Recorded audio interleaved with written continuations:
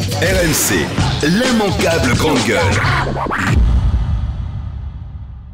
L'antisémitisme, c'est une chose qui se fait vraiment ressentir en France aujourd'hui. Vous le ressentez vous-même en tant que juif ? Écoutez, quand vous avez des manifestations dans la rue où on crie juif dehors, la France n'est pas à toi, ça me paraît très clair comme message, non ?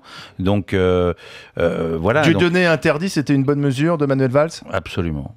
Absolument. Ça veut dire qu'à un moment, la liberté d'expression, c'est quoi la liberté d'expression, quoi ? Si c'est pour crier des horreurs, voilà, il n'y a plus de liberté d'expression.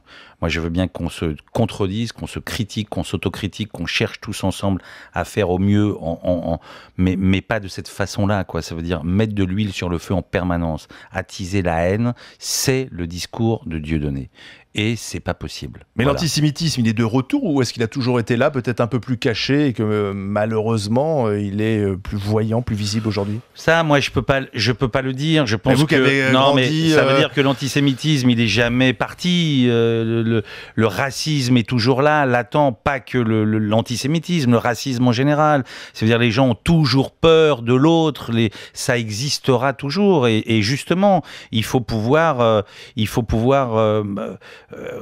être raisonnable et comprendre que c'est une chose qui est toujours là et qu'il faut toujours la combattre. Vous avez déjà posé la question de quitter la France si c'était trop chaud pour vous, vos enfants ? Non, absolument pas. Pour moi, je suis français et j'aime la France et je crois que cette France-là est minoritaire et que cette France-là, on peut la combattre tous ensemble.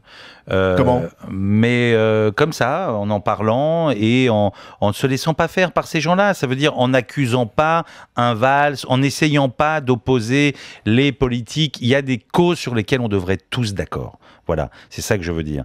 Et évidemment, si un jour il arrivait au pouvoir quelqu'un qui ne soit pas d'accord avec ce genre de choses, je fais ma valise et je me casse.